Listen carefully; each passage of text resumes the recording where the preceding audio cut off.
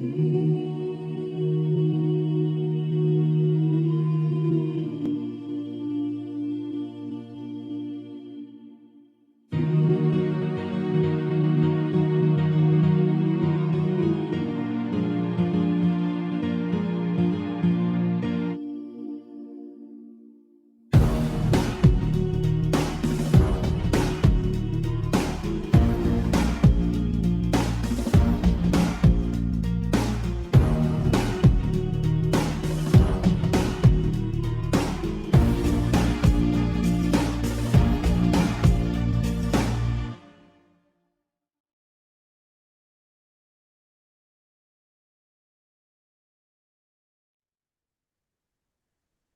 estimado telepensante, arde el caldero de los demonios por sector y sector, todo el mundo muy enojado, pero nosotros estamos aquí en este programa de día lunes con nuestro panelista de siempre, nuestro querido Gonzalo Ibáñez. Usted ya lo conoce, no necesita presentación, y hemos convidado también a Andrea Íñiguez, que ya es de la casa, para conversar. Estamos en un momento en que se cerró, ¿no es cierto?, el texto, la comisión mixta entregó el borrador. Ahora se tiene que realizar el pleno del Consejo Constitucional para votar las propuestas de la comisión mixta, que deben ratificarse por 3/5 de los consejeros. Luego el borrador se tendrá que votar en la última sesión del pleno, que podría ser el 26 de octubre o el 30 de octubre, según informa el Mercurio. El 7 de noviembre, mi estimado telepensante, tendremos el texto. Ya no correrán más estas informaciones que, por un lado, a veces son malas interpretaciones, por otro lado a veces son mentiras, lisa y llanamente, y vamos a poder hacernos cargo. Tendremos un escuálido mes para hacernos cargo, un poquito más de un mes, del contenido de este texto, y las dos posiciones entonces a favor o en contra son las que tenemos que evaluar cada uno consigo mismo. Cada uno ha tomado su decisión, su posición, que todavía puede cambiar. Bienvenidos, Gonzalo, Andrea, gracias por estar en este programa de Esfera Pública de los días lunes. Andrea, ¿Cómo estás, Vanessa, profesor? Buenos días. buenos días. Encantado de estar de nuevo en esta ocasión Sí. y con una discusión que ya se va poniendo contundente. Adelante. Sí, pues Sí. vamos a preguntarle a nuestra invitada. Andrea, tú más o menos cómo estás viendo en general qué va quedando este texto, porque como usted sabe, mi estimado telepensante, Andrea es profesora de Derecho Constitucional. Entonces alguien que nos puede dar una mirada realmente profesional de lo que nosotros nos vamos a tener que enfrentar desde nuestras escuálidas capacidades cuando tengamos que leer el texto. Bueno, la verdad, Vanessa, es que quiero votar la primera premisa por la cual tú partes, porque este es un canal de telepensantes, así que eh, a mí me incomoda mucho esta discusión enfocada en el texto. Yo no sé desde cuándo que nos volvimos tan exegéticos del derecho. ¿Ah? Eh, no entiendo, no entiendo. Entiendo que esto puede ser una estrategia comunicacional de campaña, pero bueno, este programa justamente es para no discutir temas estratégicos de campaña, ¿no? Eh, por lo tanto, más que ver el texto, porque el texto es constitución, pero yo creo que aquí lo que tenemos que empezar a hablar es de derecho constitucional, que no es lo mismo, porque uno siempre, profesor Áñez, cuando uno va a la universidad el primer día le dicen, mire, usted aquí no vino a estudiar leyes, vino a estudiar derecho, como ciencia del derecho. Las leyes parte de la ciencia, por supuesto, sí, es así, pero porque si fuera a estudiar leyes, la carrera de leyes duraría 6 meses, ¿me entiendes tú? O sea, si es por ir a leer textos, uno como profesor no sería prácticamente, digo, imprescindible, ¿no? Entonces, esto de empezar a decir qué te parece el texto, no, yo la verdad es que está bien, hay que discutir en base a un texto, pero en base a... Entonces, lo que yo voy a explicar hoy día, o mis posturas hoy día, son respecto del derecho constitucional. Lo que pasa con este texto en el contexto del derecho constitucional. Y yo aquí estoy sosteniendo la misma postura que sostengo cuando tú me invitaste en mayo, y lo hablábamos con el profesor Ibáñez. A mí lo que más me preocupa de este texto es que siento que no tiene paternidad. De hecho, la Constitución de Estados Unidos siempre se habla de los Founding Fathers, es decir, de los padres fundadores. ¿Mm? ¿Quién es el padre de este texto? Y no me refiero a nombres, Pérez, González, Jiménez, Silva, sino que me refiero a cuál es la doctrina jurídica que está detrás de este texto. La Constitución del 80 en ese sentido es clarísima. La Constitución de Estados Unidos es clarísima. Es una constitución que desconfía de la autoridad. Por eso creó un Estado federal y además armó a los ciudadanos. ¿Me entiendes? Ahí está el espíritu. Te puede no gustar, está bien, es opinable, no es dogma de fe, pero eso es. ¿Cuál es el espíritu de la Constitución del 80? Que si bien ya los jueces lo están ignorando absolutamente, desgraciadamente, pero ¿cuál es ese espíritu, la paternidad? La tradición judeo-cristiana occidental. ¿Ah? Y todo lo que eso significa. Y a mí lo que me preocupa entonces, ¿cuál es la paternidad de este texto? Entonces yo leo una norma, ahí voy al texto, ahora bajo al texto. Entonces yo leo una norma, por ejemplo, la igualdad ante la ley, que uno podría decir, sí, en realidad esto quedó redactado como yo lo entiendo, que tiene que ser igualdad de oportunidades, no de resultados. Pero resulta ser que me voy a otra norma y me encuentro con los derechos de las mujeres, de los pueblos indígenas, o sea, la fragmentación del derecho. Bueno, entonces, ¿cuál es la doctrina que está acá atrás? Acá, perdón, atrás de esta Constitución. La igualdad de oportunidades o un cierto elemento, no digo que sea tan así, pero un cierto elemento también de igualdad de resultados, lo que se llama también derecho de grupo de tercera generación. No lo sé, no lo sé. Entonces, y con esto cierro esta idea para después irla desarrollando más. Ustedes dirán, bueno, esto es una entelequia eh, intelectual, no sirve para nada. Yo no lo creo, porque es un elemento de interpretación del texto. Y yo voy a sostener lo que sostuve hace 3, 4 meses cuando me invitaste. Yo creo que este texto, el problema es que le falta armonía. Y por lo tanto, el elemento histórico y el elemento armónico, como valga la redundancia, elemento interpretativo, no veo cómo se va a poder aplicar en la práctica. Y eso a mí me preocupa. Más que el texto, yo me salgo un poquito de esa discusión, creo que es un poco comunicacional, pero desde el punto de vista del derecho constitucional, me parece que hay que ir un poquito más allá.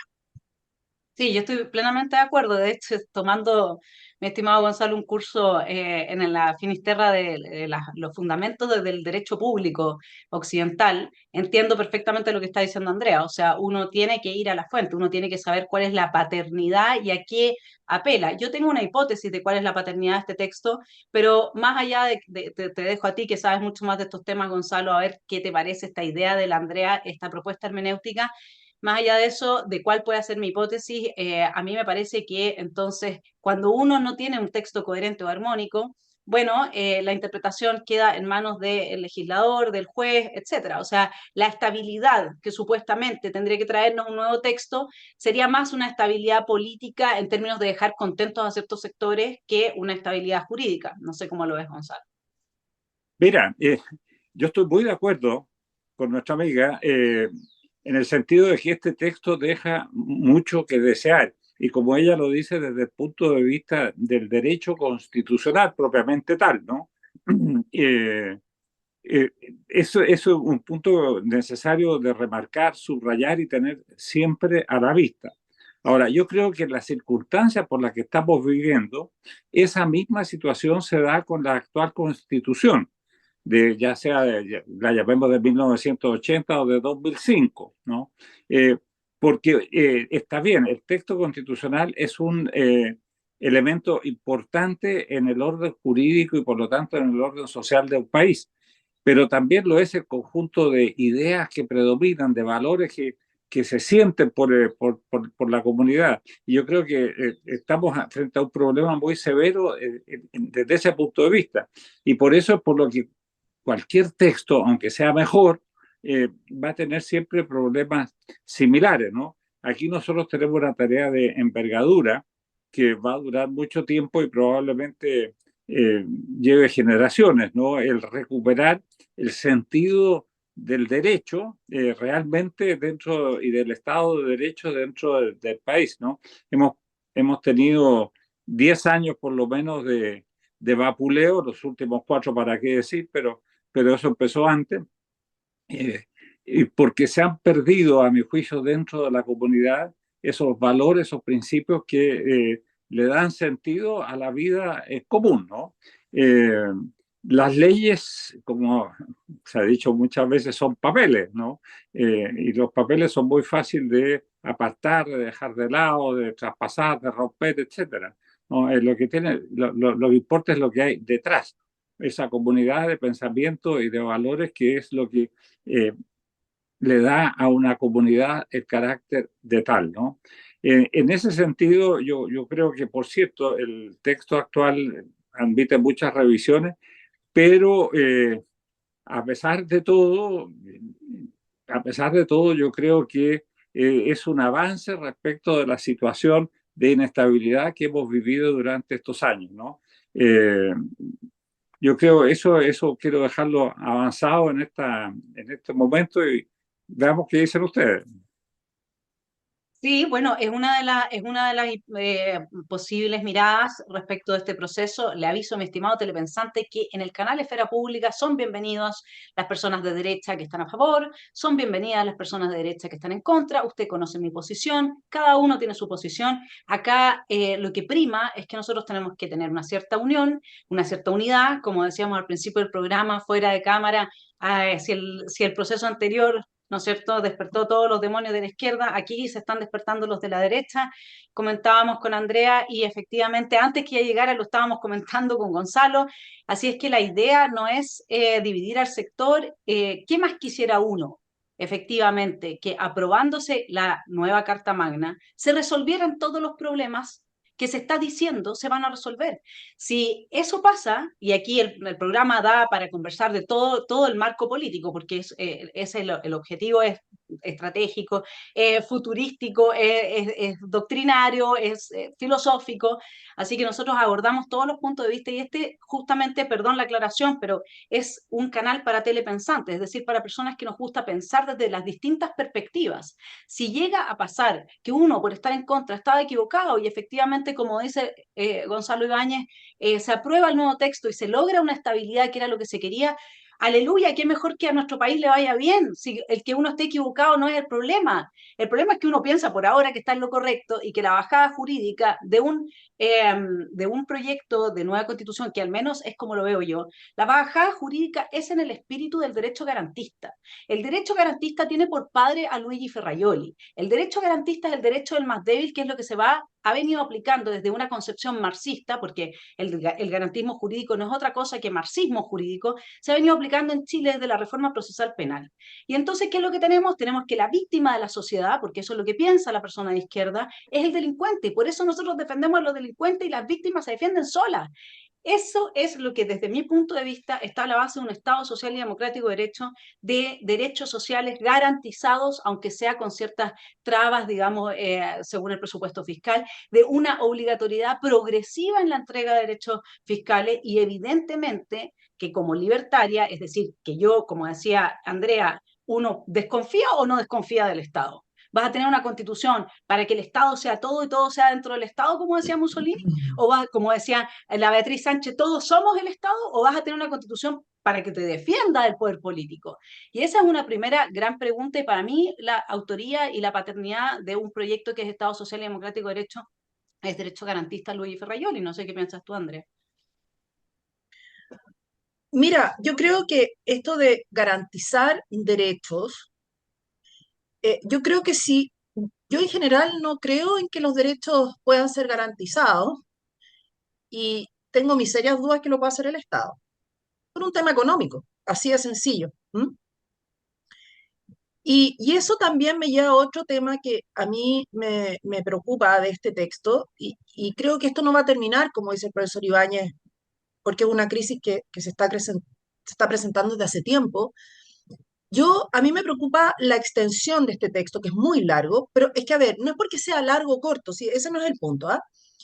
A mí me parece que las constituciones largas, y esto es una hipótesis que yo he estado meditando los últimos días, es una manifestación del poder constituyente originario en el derivado. Es decir, se han presentado una serie de situaciones que el derivado, el Congreso, pero aquí quiero incluir también a los jueces, ¿m? Si bien ellos no son poder constituyente derivado, claramente, pero son de alguna manera los ejecutores de la Constitución, no hay confianza en ellos, no hay confianza en el Congreso, no hay confianza en los tribunales, no hay confianza en la Fiscalía. Entonces, ¿qué es lo que pasa? Como yo, como constituyente originario, no tengo confianza en esas instituciones, ¿qué es lo que hago? Constitucionalizo la mayor cantidad de materias posibles.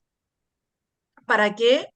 para dejarle bien clarito al Congreso o bien claro a los jueces, que lo más probable es que no nos va a decir nada, pero bueno, por último, para hacer el punto, que, por ejemplo, en el tema de la libertad de enseñanza, o sea, yo creo que efectivamente este texto trata de corregir, y me encantaría escuchar la opinión del profesor Ibáñez aquí, trata de corregir los abusos que se cometieron con la ley de inclusión, que en mi opinión la ley de inclusión es inconstitucional con la constitución actual.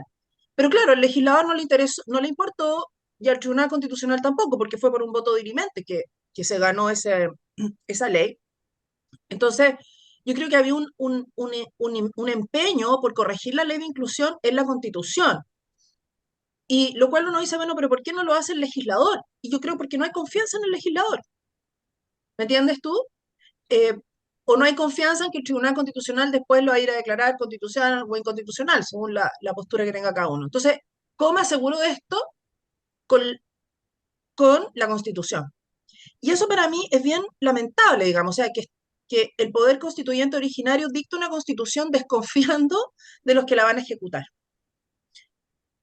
O sea, la desconfianza, por supuesto que hay fundamentos para desconfiar, faltaba más, pero el hecho que ya exista una situación en la cual nos vemos obligados a dictar una constitución, dejando todo amarrado ahí porque no hay confianza en los poderes que la ejecutan, me parece muy lamentable. Habla muy mal, no digo del texto constitucional, de nuevo, no habla mal de los que redactan eso, yo entiendo que lo hacen con muy buena intención, pero habla muy mal de cómo está el sistema. Y la pregunta es, gánela a favor o gánela en contra, esa situación va a seguir persistiendo. Mira, en eso tiene toda la razón. Ahora, no es que esté mal el sistema, a mi modesto entender. Perdón, se fue la imagen. ¿Aló? Sí, sí, Ahora, ahí volví. Perdone, ahí sí, perdón, volviste. Sí. profesor. Sí. Mira, lo que está mal es el país, ¿no? Y eso, por supuesto, no se va a arreglar con la Constitución. Podrá ser un principio de arreglo, podrá ser un puente entre dos situaciones que nos permitan sobrevivir, pero no pensemos que se va a arreglar dictando aún ni la mejor de las constituciones, ¿no? Porque hay un trabajo de reordenar el país por dentro, ¿no? Aquí estamos viviendo, digamos, un proceso que vivió Chile durante los últimos 30 años, que empezó lentamente y agarró vuelo hace 5 años para destruir digamos, el tejido social, ¿no? Irnos al enfrentamiento entre chilenos, ¿no? Ese era digamos, el propósito del famoso estallido de violencia de hace 4 años. En fin, para eso hay mucha pega y eso es lo que digo yo que es un trabajo de generaciones, ¿no?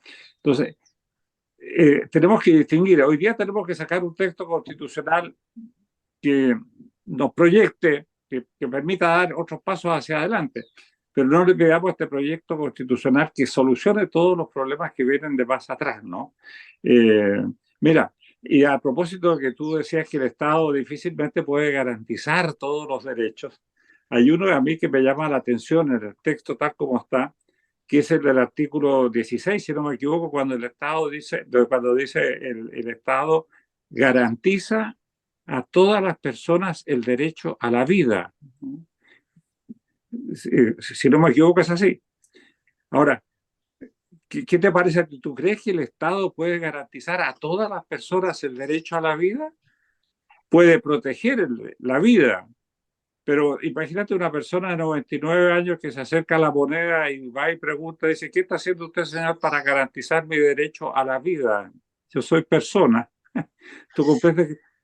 Vamos al absurdo, ¿no? Y por otra parte, y garantiza a todas las personas. Oye, va a llamar un señor ahí de Gaza diciendo, oiga, ¿qué está haciendo usted para garantizar mi derecho a la vida si yo soy persona? Entonces, ahí debería decir, por supuesto, a todos los habitantes de Reconoce. la República. En fin, ahí Sí. doy pequeños detalles que no han estado en la discusión y que, sin embargo, son, son a veces un poco insólitos, como estos dos que estaba mencionando. ¿Cómo es posible que hayan pasado todas estas discusiones y nadie se haya fijado en ello? Pero el Estado puede proteger, puede ayudar, pero garantizar, caramba, eso es más difícil. Sí, yo creo que el tema es que esto ha pasado desapercibido porque la palabra garantizar, del derecho garantista, garantizar todos estos derechos, ese es el espíritu, los 12 bordes hablan del Estado social y democrático de derecho, y cuando uno se toma en serio lo que hay a la base de ese marxismo jurídico que ha sido la clave para desmantelar el espíritu de la Constitución vigente. Eso es a través del marxismo jurídico que se ha desmantelado la legitimidad de la Constitución vigente.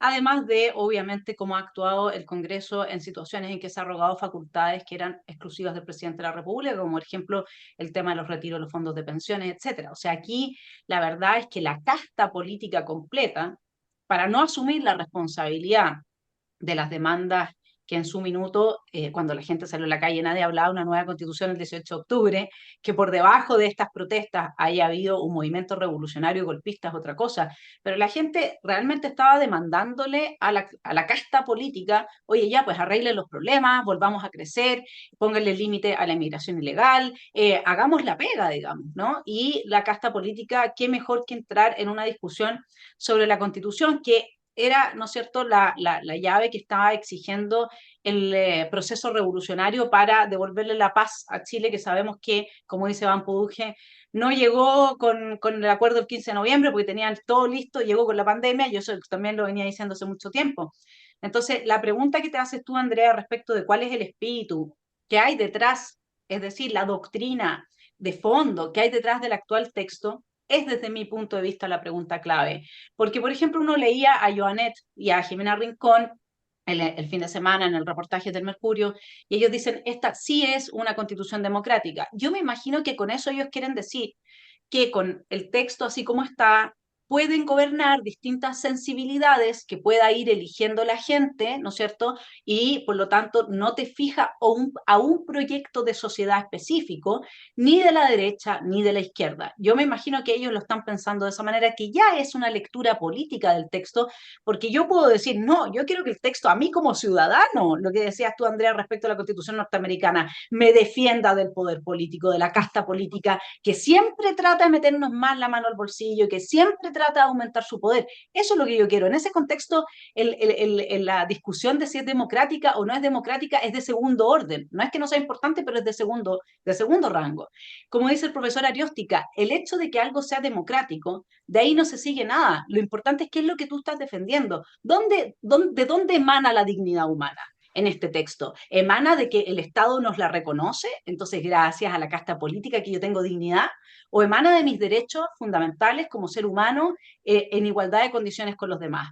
Y el problema de lo que hablabas tú ahí, Andrea, que está asociado a este derecho garantista, que es siempre el derecho del más débil, es que la igualdad sustantiva, que es la herramienta para destruir la igualdad formal, establece una desigualdad de origen, de nacimiento. Es decir, si yo nací mujer, yo soy más débil que Gonzalo, porque él nació hombre en un patriarcado. Y por lo tanto el juez, en ese espíritu del derecho garantista, en un conflicto entre Gonzalo y yo, tiene que castigarlo más a él por ser hombre y a mí tiene que beneficiarme más. Ahora, si yo me enfrento a otra mujer que es de origen indígena o de un colectivo de minoría sexual, de nuevo se aplica esto de el más débil, bajo toda una mirada que es de extrema izquierda, que está asociada a este derecho garantista y que tiene por fundamento una filosofía de construccionista que está liquidando la cultura cristiana occidental. Ese es el tema que es lo que yo veo acá. Ahí Wow. está, pues. Eso es cómo defendemos nuestra cultura, ¿no? Pero son dos temas distintos. Ahora nosotros estamos abocados enfrentamos una disyuntiva. ¿Aprobamos o como se dice, votamos a favor o votamos en contra? Esas son las expresiones del momento. Eh, ¿Qué es lo que, qué es lo que mejor ayuda para este largo camino de recuperación de nuestra cultura occidental y cristiana, ¿no? Eh, Esa es la disyuntiva. No podemos pretender que si quedamos con lo que tenemos o si aceptamos lo que se nos propone, el problema está cerrado, ¿no? Es un pequeño paso que puede ser hacia adelante, hacia atrás o hacia el lado, en un camino que es muy largo Sí, y muy arduo. así es. Mira, yo creo que la Vanessa aquí tiró varias bombitas, pero yo voy a comentar dos. Yo creo que esto de que la Constitución le tiene que servir a todo tipo de gobierno, yo creo que hay un mito ahí. Y yo creo que hay un mito por lo siguiente, porque la Constitución, por definición, por lo menos como yo lo entiendo, es que es un instrumento para protegerme del poder político y para alimentar el poder del gobernante. Y yo creo que la Constitución del 80 fue diseñada así. Por lo tanto, ahora que no lo estén aplicando, como dice el profesor Ibáñez, está bien, pero fue diseñada así. Entonces, eh, yo creo que la Constitución del 80 no está hecha para regímenes totalitarios. Así de sencillo. O sea, si hay un candidato presidencial que quiere instaurar un régimen totalitario, no puede. La Constitución de Estados Unidos no está hecha para una persona, por ejemplo, un candidato presidencial que defienda el Estado unitario. ¿Me entiendes tú? Entonces, sí hay ciertas ideas o visiones de cómo gobernar que yo creo que la Constitución sí las excluye. Lo que pasa es que tiene que excluir a las menos posibles. Eso sí, pero hay algunas que sí van a estar excluidas.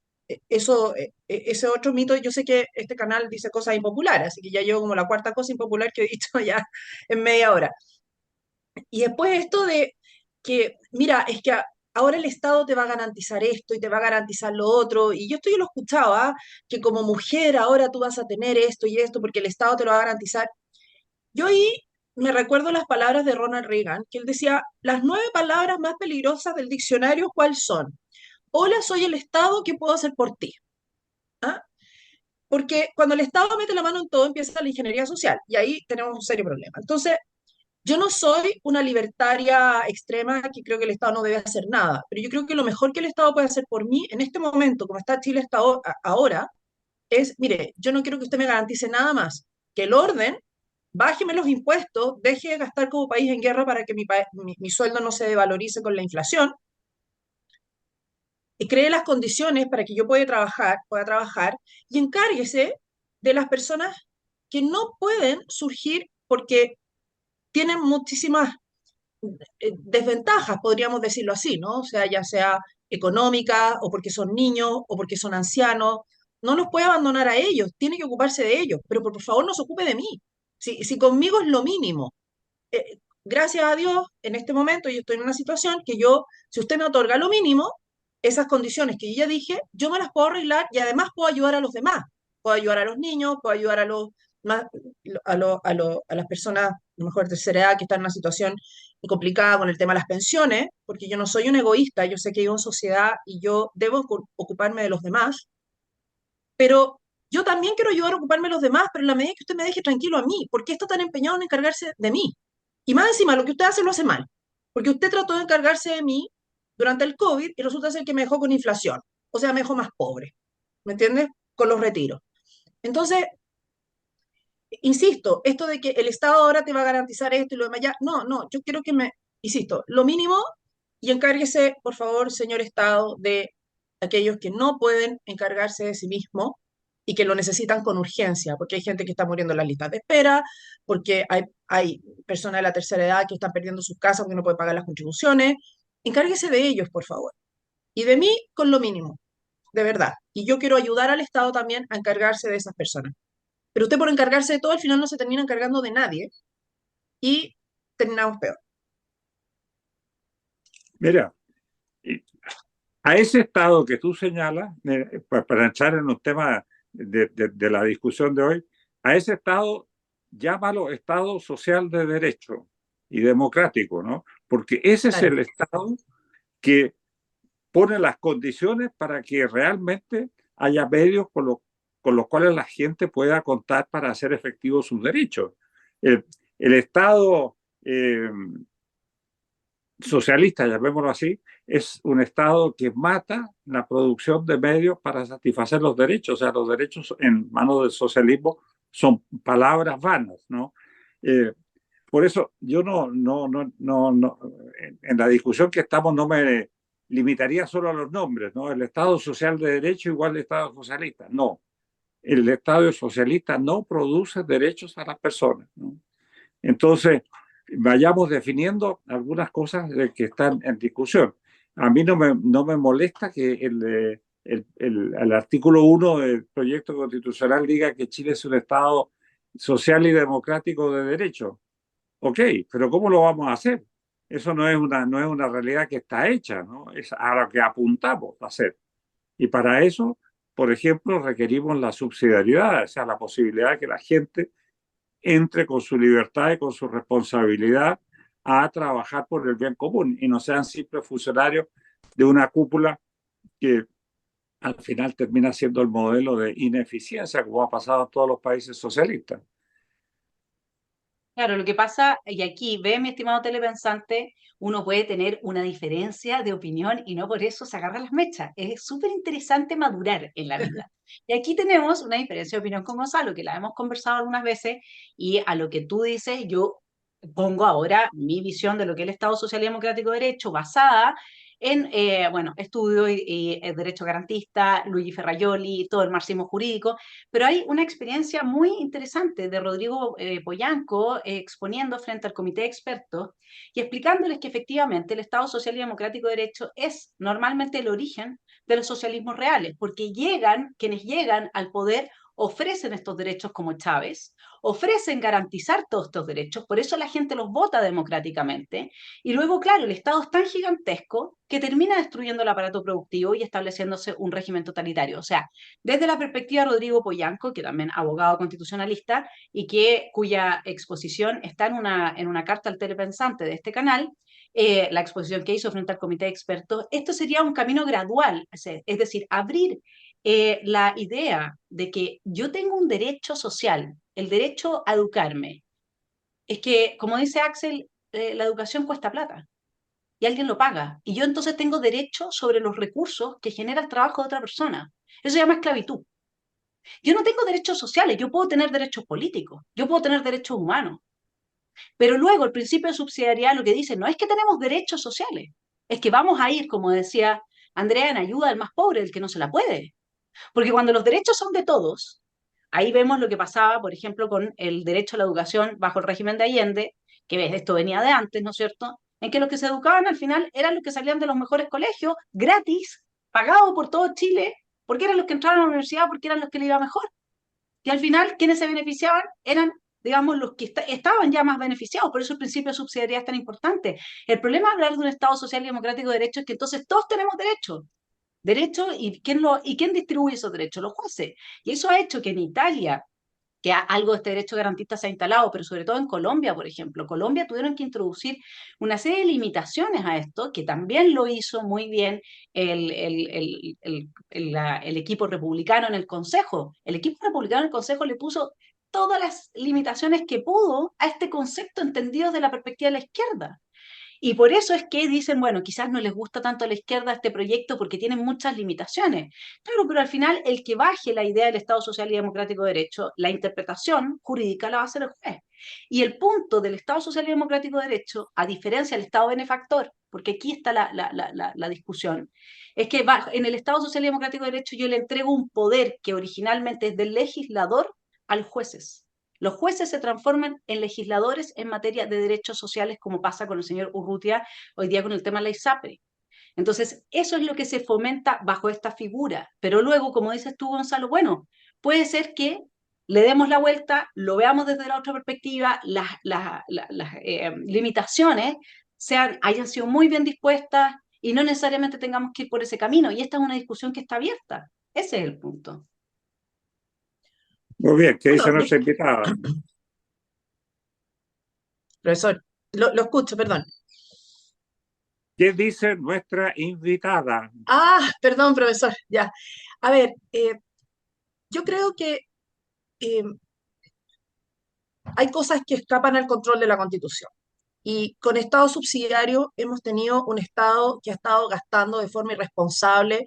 Con Estado subsidiario o con Estado social y democrático de derecho tenemos un déficit realmente escandaloso. Entonces, yo quiero insistir, y esto yo creo que con el profesor Ibáñez estamos de acuerdo, que hay cosas que escapan a la Constitución, y yo creo que por eso están tratando de constitucionalizarla. O sea, eh, imagínense que la capacidad fiscal ahora va a estar en la Constitución. ¿Por qué está en la Constitución? Porque tenemos un problema con la capacidad fiscal. Entonces, la única forma que podemos tratar de proteger esto, que yo creo que no es la medida más adecuada, pero bueno, hay un intento y yo reconozco ahí por lo menos la buena intención de hacerlo. Ahora, respecto al Estado social y democrático de derecho, como tú bien dices, Vanessa, eh, los consejeros republicanos sí trataron de aminorar esto, hay que reconocerlo, pero yo creo que ese intento de suavizar el Estado social y democrático de derecho se cayó cuando el texto volvió a la comisión de expertos. Y voy a decir por qué. De nuevo, ver las cosas en su contexto. Porque si hoy en día uno analiza el artículo primero de la Constitución actual, el orden es la persona, la familia, los grupos intermedios y el Estado. Entonces, ¿qué es lo que yo leo de ahí? Porque, insisto, no del texto, sino lo que yo interpreto haciendo un ejercicio interpretativo, que va mucho más allá, que un ejercicio de la razón, por lo demás. Por eso Montesquieu era un bárbaro cuando decía que el juez es la boca de la ley. Hago ese paréntesis. Haciendo un ejercicio de la razón, uno se da cuenta que ahí hay un mensaje. Y es decir, que la familia y los grupos intermedios son el muro de contención entre la persona y el Estado. Por eso es que los pusieron entre medio. Y cuando el proyecto vuelve al Consejo, perdón, del Comité de Expertos, llega al Consejo, ahí el Partido Republicano logró introducir a la familia y los grupos intermedios de nuevo, como muro de piedra en el fondo, entre la persona y el Estado. El problema es que cuando el proyecto volvió a los expertos, yo creo que los televidentes están un poco confundidos, pero yo sé que son personas que han seguido este proceso. Cuando volvió a los expertos la semana pasada, los expertos pusieron a la familia como grupo de contención, dejaron la familia como ese muro de piedra entre la persona y el Estado, pero sacaron los grupos intermedios. Y entonces ahora los grupos intermedios están mencionados después del Estado, ¿ya? Ahora, el profesor está haciendo unos análisis técnicos de garantizar la vida. No sé, yo soy una persona creyente, yo creo que lo único en esta vida está garantizado, perdón lo que voy a decir, pero es que me voy a morir. No hay nada más que esté, o sea, ajá, tengo unos seguros contratados, pero ni siquiera sé si esos seguros van a operar cuando los necesite, porque si la compañía quiebra ya no está garantizado, digamos. Entonces, a lo mejor, insisto, y esto yo lo veo con una visión sobrenatural, ¿eh? Y no es que sea fatalista ni mucho menos, por eso creo que uno, paréntesis, creo que uno tiene que prepararse más para el más allá que más acá, como decía Santa Teresa de Ávila, ¿no? Cierro ese paréntesis, pero por eso me lo tomo con un poquito de visión cristiana, ¿no? Pero, por lo tanto, lo único que está garantizado es eso. No, no lo van a poner en la Constitución, evidentemente, ya sería un exceso. Pero a lo que voy yo es ese muro de contención, uno de los muros ya lo sacaron, ¿me entiendes? O sea, ahora, ¿qué significa eso para un Estado que gasta como país en guerra? No significa nada. Pero si tenemos, como dice el profesor Ibañez, eventualmente gente que interprete correctamente la Constitución, eso dice mucho. Porque los grupos intermedios, y eh, con esto cierro mi idea, los grupos intermedios son los que van a proveer los servicios de forma privada, es decir, las empresas, los hospitales, los colegios, ellos son todos considerados grupos intermedios. Entonces los pusieron después del Estado. Y eso sospecho que fue algo que pidió Amarillo. Entonces, que son más de tendencia socialdemócrata, así hay que decirlo. Entonces, claro, ahí ya, eso a mí no me gustó. Que lo hubieran sacado me pareció muy bien lo que había logrado en el Consejo del Partido Republicano, que era dejar la familia y los grupos intermedios como muro de contención entre la persona y el Estado, y ahora solo quedó la familia, y me parece eh, desafortunado, insisto, desde el punto de vista técnico. No me hago cargo de los argumentos políticos en este momento, eh, de haber modificado ese orden. Eso. ¿Qué te parece a ti, Gonzalo? Ahí, yo creo que hay un tema ahí muy profundo que darle la vuelta, ¿no? Pero por supuesto, es muy, muy profundo. Ahí es donde digo yo que está en juego, más allá de los textos legales o constitucionales, el fondo de ideas y valores comunes que dan base a la comunidad, valga la redundancia, ¿no? Y yo creo que tenemos un tremendo trabajo por delante, porque ha habido una demolición larga ya de 30 años de todos esas bases de la convivencia chilena que costó mucho recuperar después del desastre que nos condujo el gobierno de la Unidad Popular, el gobierno de la democracia cristiana, etcétera, a lo que venía de atrás, ¿no? Eh, el país se logró reconstruir, pero a partir de 1990 estamos en un proceso al principio muy lento y después muy rápido de nuevo de disolución de aquellos elementos que aseguran nuestra comunidad. Eh, Ahora, como te digo, creer que eso se va a arreglar con una constitución o con otra, eso es una utopía, ¿no? Con la constitución podemos comenzar a arreglarlo, ¿no? Eso es el punto de partida de un proceso que va a ser mucho más largo que la generación en la que estamos. Así es que preparémonos. Eh, Cualesquiera sea el resultado del plebiscito, sea aprobemos o rechazamos, tenemos que estar muy claros de que esta lucha, por no decir pelea, este combate va a seguir por mucho tiempo más. Sí, ahí la pregunta, que ya es una pregunta más pragmática, más política, que se hace cargo, ¿no es cierto?, de la situación que estamos enfrentando, que a mucha gente los tiene muy nerviosos y se entiende, a todos nos complica. Bueno, la pregunta es en qué marco las ideas de la libertad, las ideas de defensa de la soberanía, de la patria, de la familia, del que está por nacer, de quién está por nacer, tienen mayores posibilidades de volver a, digámoslo así, encarnar en el espíritu social, encarnar en este ethos que todos tenemos que compartir para poderlo legitimar como modo de vida. Y ahí yo tengo al menos una certeza, digamos. La certeza mía es que si el sector de la derecha sigue por el camino de la descalificación vulgar, básica y muy poco reflexiva, solamente porque la otra persona piensa distinto. Y aquí hablo de los dos lados, ¿eh? No estoy hablando de uno en particular, del que me puede estar agrediendo a mí. A mí la verdad es que no me llega mucho porque no sé ni ver los comentarios en Twitter, así que no es mi problema. Mucha gente me dice, Vanessa, te están atacando. No, si no me entero, si no, yo posteo mis cosas, sigo, digamos, pero he visto por los dos lados, ¿no? Y lo que sí tengo súper claro es que si la derecha, y con esto estoy hablando de específicamente republicanos y algunas personas que pueden estar eh, situadas en Chile Vamos, que tengan realmente principios e ideas de derechas, que no son muchas, pero algunas quedan todavía. Si ese grupo se divide y empieza esta guerra fratricida, ahí sí que yo tengo la certeza de que ninguna de las causas que nos une y que nos convoca le va a ir bien en el mediano ni corto plazo en este país. Entonces, me parece que el llamado a la calma y a la tranquilidad y a evaluar y ponderar realmente, la pregunta, Andrea, a mí me parece que es una pregunta clave para todas las personas que entendemos que finalmente son las ideas en lo que creemos, nuestra fe, lo que hace la diferencia. Y si yo creo que el Estado tiene que crecer en Chile, entonces voy y cambio. Chile es una república democrática, por Chile es un Estado social y democrático de derecho. O sea, ahora todos somos en un Estado, digamos. Y yo entiendo que el Estado es el aparato administrativo de la nación. No entiendo que yo sea el Estado, digamos, ni que Chile sea el Estado. Somos un Estado-nación, con un aparato administrativo y con una nación a la base, ¿no? Y esa es una discusión que se puede dar desde ahí, como también se puede enfocar desde la perspectiva de que, bueno, si tienes un Estado social y democrático de derecho, va a haber una serie de personas que se sienten identificadas con ese discurso y que luego no se van a prestar para desestabilizar los próximos gobiernos que vengan y vamos a poder trabajar. Bueno, esa es otra mirada que es más pragmática. Ok, las dos pueden tener su dosis de razón o no, pero creo que el llamado a pensar y a mantener un poco de calma y prudencia es lo fundamental, porque en lo que siga, yo ayer veía un programa, y con esto cierro mi idea, de Alexis López.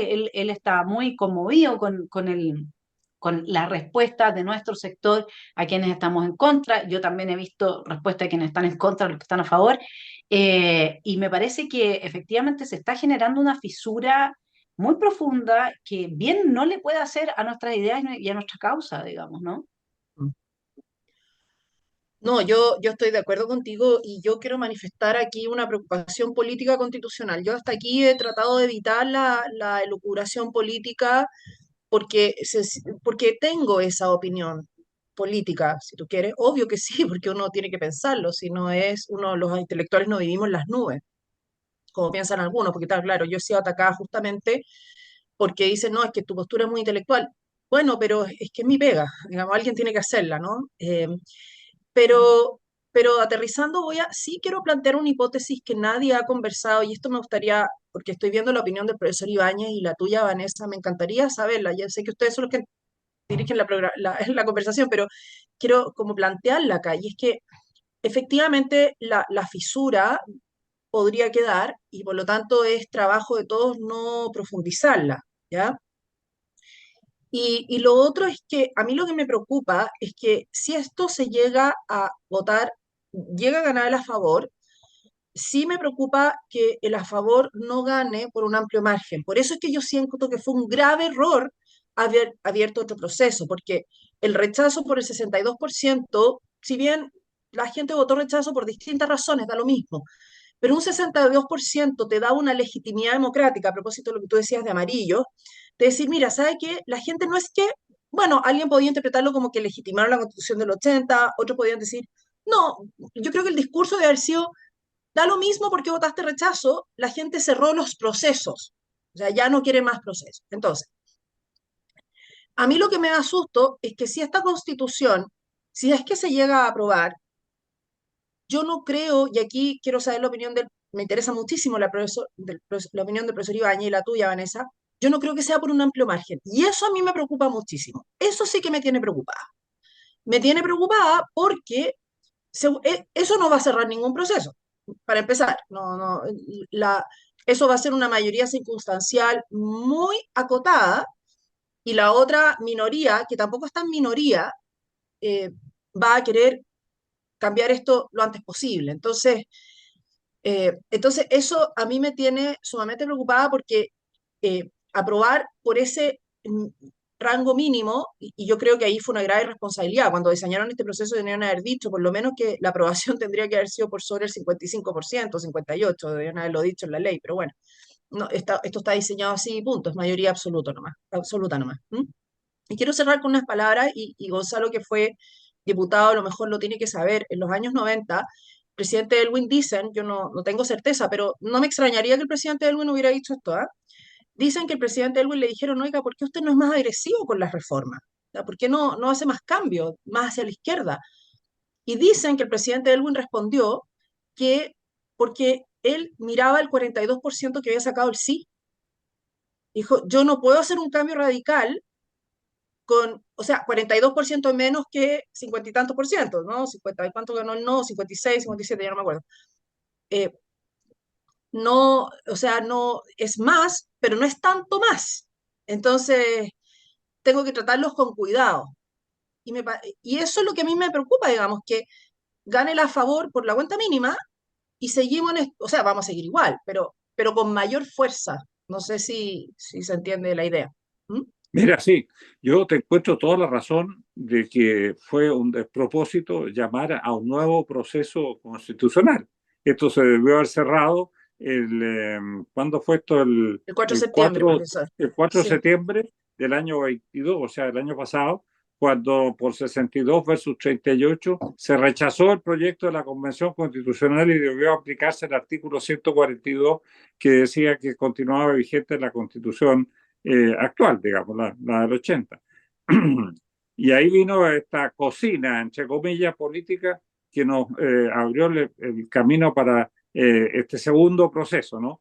Pero ya, digamos, el ponerse a pensar de que eso fue un error y todo lo demás, es un poco llorar sobre la leche derramada. Ya está derramada y ahora tenemos que hacerle frente a lo que viene por delante, ¿no? Yo igualmente coincido contigo de que el resultado del próximo plebiscito va a ser mucho más estrecho que lo que fueron las dos últimas elecciones. Mira, por ahí leía que salió una última encuesta académica que sigue dándole un gran porcentaje al en contra, digamos, porque viene como una inercia de atrás, ¿no? De que este tema constitucional hay que rechazarlo a como dé lugar, ¿no? Y eso todavía tiene mucha fuerza. Ese fue, por lo visto, el fundamento del voto republicano el pasado 7 de mayo, ¿no? No tanto una aprobación de un programa de ideas constitucionales, ni mucho menos, sino que las ganas de que esto se termine, ¿no? Y eso es lo que hace el peso ahora en las encuestas. Pero, y por eso yo creo que el resultado va a ser muy estrecho, ¿no? Pero a cualquier evento, la discusión va a seguir. Si esto está abierto porque faltan bases fundamentales, más allá de un problema constitucional, ¿no? Mira cómo se ha destruido la familia durante estos 30 años, ha sido una cosa de locos, ¿no? A mí me tocó ya cuando era diputado discutir la ley de matrimonio, discutir, qué sé yo, se empezó a discutir el tema del aborto y todo eso, ¿no? Se ha demolido eso y hay que reconstituirlo. Lo mismo el tema de la subsidiariedad, que es fundamental. Si, la subsidiariedad significa que todas las fuerzas de la comunidad entran a trabajar por el bien común, ¿no? Y no solo una cúpula gobernante que da órdenes, y al final, digamos, inmoviliza al país, como lo que sucede en Cuba y en todos los países socialistas, ¿no? Ese principio de subsidiariedad es fundamental para generar precisamente los derechos que tanto se buscan. Si no, no hay ninguna posibilidad, porque los derechos no están ahí, hay que ir a buscarlos, hay que producirlos. Y para eso hay que producir medios. Entonces, toda esa cultura que nosotros habíamos logrado desarrollar se ha desmoronado en los últimos años, ¿no? Eh, Hay una recuperación que no es menor en los últimos 3, 4 años, en las últimas 2 elecciones, que muestran cómo la gente se preocupa frente al hecho de haber experimentado en concreto lo que significa el avance de estas otras ideas a través del gobierno del Frente Amplio, ¿no? Dios mío. Entonces hay una cierta recuperación de la sensatez, pero no basta, hay mucho camino por delante. Esto que tenemos al frente en diciembre es nada más que un primer paso, ¿no? ¿Qué es lo que es más conveniente para dar y continuar con esta pelea que, como digo, va a, a durar generaciones? No es una cuestión que se resuelva de un día para el otro. Sí, yo estoy de acuerdo. Bueno, estamos cumpliendo un poco el tiempo. Quiero aportarles nomás una visión que tengo a propósito, Andrea, de lo que tú estás diciendo. Yo creo que hay que inocular a la derecha del noviembrismo. ¿Y qué es lo que es el noviembrismo? El noviembrismo es la reacción al octubrismo. Mm, ¿Y de dónde sí. viene la reacción al octubrismo? Del miedo. Del miedo a que Mm. nos quemaban el país, del miedo a que nos reventaron las ciudades, a que destruyeron todo, del miedo. Para mí, si gana a favor por poco, lo que hace la diferencia es el miedo. Es que la derecha y la gente que luchó por el a favor sepan legitimar y exigir que se legitime la nueva institucionalidad a los jueces, a los congresistas, que estén dispuestos a cobrarles todos los castigos que correspondan a quienes violen la ley. Porque el punto es que tú no sacas nada con tener una nueva constitución si hay gente que no la va a respetar de todas maneras. De hecho, ya está establecida la costumbre de un tiempo a esta parte de no respetar la constitución. Yo no sé si la nueva constitución, por el hecho de ser nueva, va mágicamente a cambiar esa costumbre. Yo creo que esas Ojalá. cosas no se cambian mágicamente. Yo creo que Sí. aquí va a depender de que sin miedo la gente que salga triunfante, sea el en contra o sea el a favor, diga, se acabó el tema constitucional, a diferencia de la interpretación torcida que se hizo de un video que yo hice ayer donde dicen, porque yo dije, nos vamos a enfrentar, si abren otro proceso, nos vamos a enfrentar y se las vamos a pelear, no les vamos a entregar nuestro país. Y entonces salieron gente, lamentablemente, de nuestro sector, con su visión torcida, a decir que yo llamaba a un tercer proceso. Imagínense lo desquiciado que está el ambiente político en nuestro sector, generando Así realmente ya es. desinformación, mentiras, con animadversión, con etcétera. Pero yo lo que quiero decir acá es que sea lo que sea el resultado, si la derecha sigue siendo noviembrista, sigue teniendo miedo, nada de todo el trabajo que ha hecho va a tener buenos resultados. Si sale a favor y tienen el nuevo texto y las partes del nuevo texto que han defendido y que van por las ideas de la libertad se cumplen, solamente va a pasar eso en la medida en que estén dispuestos a castigar a quien incumple con la ley. Y las otras partes, como el cambio climático, la educación climática, el cambio de la matriz energética que va a destruir el aparato productivo de este país, porque así es como están destruyendo el capitalismo desde los organismos internacionales, cambiando la matriz energética, pero esto es demasiado complicado, van a tener que hacerlo a través de reformas en el Congreso. Perfecto. Entonces, ellos tienen que aprobar para reformar los que están por aprobar. Para reformar, porque aquí va a haber muchas cosas que sacarle. Y sea lo que sea, van a tener que defender el resultado. Y defender el resultado significa meter preso a la gente que está dispuesta a violar la ley. Y yo no sé si la derecha hoy día entiende eso. Yo creo que no lo entienden. Y por lo tanto mi llamado es a eso. Igual como dice el profesor Gonzalo Ibáñez, que este es un paso más en un camino tremendo de reconstruir el país, que tenemos que volver, digamos, como al centro, a la prudencia, a la templanza, a las virtudes cardinales de Platón. Bueno, eso se puede hacer en la medida en que no tengamos miedo, si estamos todo el rato con la extorsión de que es que nos van a abrir otro proceso, es que nos van a dar un golpe de Estado, es que no. El problema es de uno, es que nosotros le estamos dando a priori el poder a ellos de hacer lo que quieran con el país.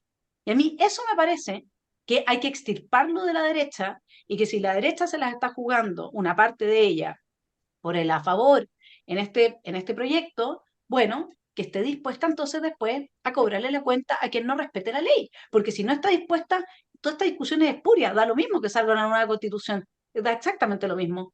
Entonces, perdámosle el miedo y veámoslo como parte de un proceso, como bien los tres estamos bastante de acuerdo acá, que va a haber que seguir peleándola, que vamos a tener que seguir adelante, y hay una sola cosa que yo advierto, la derecha desunida, es decir, estas peleas que se están generando, estas heridas, estos ataques de lado y lado, solamente le va a dar el triunfo a la izquierda, en lo que ellos quieran. Ese es el gran problema. Oye, Vanessa, bueno, yo creo que nos va quedando muy poco rato en el programa. Tenemos que decirle una palabra a nuestros auditores y espectadores. Eh, ¿Cómo visualizamos esta alternativa a la cual nos vemos enfrentados el día 17 de diciembre, ¿no? ¿Qué es lo que puede ser mejor o menos malo? ¿Qué es lo que puede ayudarnos? ¿Qué es lo que puede dejarnos atrás? Con solo dos alternativas, ¿no? O votamos a favor o votamos en contra. Eh, yo creo que ahí tenemos nosotros que hacer una reflexión muy, muy profunda, ¿no? Una cosa son como, y en esto le encuentro razón a nuestra invitada en el sentido de que eh, en los textos legales podrá haber más o menos aciertos, errores, etcétera, pero hay una concepción de fondo eh, que es lo que está en juego, que, con qué lo ayudamos más, ¿no? Si, si nos quedamos, si rechazamos y nos quedamos, digamos, con la constitución actual, lo cual uno dice, pucha, fantástico, si era lo que queríamos desde el principio, pero esta constitución ahora la pueden modificar por 4/7 o ya se está hablando de llamar a una nueva convención constitucional. Caramba, ¿no? Por otro lado está que si votamos a favor, claro, el a favor no nos da una solidez total, ¿no? Sino que puede ser un chutear para adelante el problema. Entonces, ahí está la reflexión que tenemos que hacer cada uno de nosotros en este mes y medio que nos queda para ver qué es lo que es mejor para poder continuar después con la recuperación del país. Andrea. Mira, yo creo que en diciembre, cada uno va a tener que reflexionar y tomar la decisión que estime pertinente. Eh, y yo suscribo eh, aquí las palabras que has dicho tú y ha dicho el profesor Ibáñez. Yo sí creo que hay un tema moral muy de fondo en la derecha y, y que digo con pena, pero creo con esperanza que tenemos que recuperarlo, y es que la derecha tiene que dejar de tener miedo. La generación del profesor Ibáñez no tuvo miedo de enfrentarse a la unidad popular en la calle. No tuvo miedo de alzar la voz cuando alzar la voz te podía significar perder la vida. No olvidemos que hubo gente que murió por alzar la voz, por defender sus campos, que estuvo amenazado de muerte, en fin, que no tenía para comer porque no quería ser de la JAP. O sea, ejemplos tenemos. Entonces, la derecha tiene que sacarse una vez, gane a favor, gane en contra, el noviembrismo. El noviembrismo, que es del 15 de noviembre, que perduró el 25 de octubre. Hubo gente de derecha que votó a prueba de entrada en 2020 porque tenía miedo que si ganaba el rechazo venía otro estallido. El miedo. Abrieron un nuevo proceso porque a mí me lo dijeron, no, es que si no, no abrimos, sigue abierto el 80-20 y viene un nuevo estallido. O sea, siempre es el miedo. Y yo le quiero pedir a las personas que cuando vayan a votar, ojalá sea sin miedo, sea sin convicción, una opción u otra, sea sin miedo, porque el miedo es lo que a mí me parece que está desatando todos estos demonios, digamos, de lado y lado. ¿Ah? Entonces, ojalá tengamos una discusión constitucional reposada, pero sin miedos. Hacer un examen, decir, oye, yo estoy actuando por miedo o no. Cierro con esto. Ayer fue el día de San Juan Pablo II. Y justamente él, cuando inaugura su pontificado, en octubre de 1978, él dice, no tengan miedo. Así que esas son mis palabras para la derecha. Quitémonos el miedo y así yo creo que nos vamos a desenojar bastante. ¿Ah? Muy, Oye, pero muy buen Eso. mensaje. ¿Ah? Muy buen gracias por la mensaje. referencia a mi generación. Como tú Es dices, que tenemos que nosotros decirlo, don Gonzalo. ¿Ah? cuando estudiábamos, yo estudiaba Derecho en la Católica de Santiago, el 90% del tiempo era ir a la pelea, el 10% era estudiar. Oye, Pero lo estudiaron pasábamos bastante bien. peleando. Fue Sí, sí, sé, tremendo. sí, mis papás me han contado. Sí, Mm, sí, bien. no. Bueno, hemos cumplido el tiempo, ha sido una conversación magnífica, se los agradezco a los dos. Como siempre, aquí lo que tratamos de hacer es este aporte reflexivo, esto es para pensar, no estamos adoctrinando ni vendiendo pomadas ni haciendo campañas políticas, acá de lo que se trata es de llamar a pensar y también de expresar la legítima postura de cada quien. Como le digo, mi estimado telepensante, a este canal va a venir gente también de la favor a explicar sus razones para que cada uno de ustedes pueda tomar su decisión. Muchos ya la tienen, a otros les gustaría también entender qué es lo que está pensando el otro, aunque no cambie su decisión. Y hay un punto en el que estamos de acuerdo, no más noviembrismo, sea cual sea el resultado de diciembre en adelante, el camino del imperio de la ley, el imperio de la ley, sobre todo en materia de respeto a las libertades, es el camino que puede ayudarnos a recuperar Chile. Los dejo invitados entonces para el programa del día viernes también, que estamos en esta batalla constitucional, estamos viendo las líneas rojas, estamos tratando de aportar todo lo que podemos a perder el miedo y a pensar que esta es una sola más de los peldaños de una larga escalera que la vamos a poder subir mejor si vamos todos juntos que si se hace el trabajo de chivo expiatorio, de quemar a los chivos expiatorios de uno y de otro lado, lo cual está siendo triste en un mundo que se dice cristiano y que comparte un acervo valórico que está traicionando, de los dos lados estoy diciendo, permanentemente cuando ataca de forma vejatoria a otra persona por tener una opinión distinta. Les mando un abrazo y que tengan una muy buena semana. Gracias Adiós, por la Valesca. Gracias. invitación. Un gusto, Adiós, profesor. Andrea. Gracias. Chao. No, chao.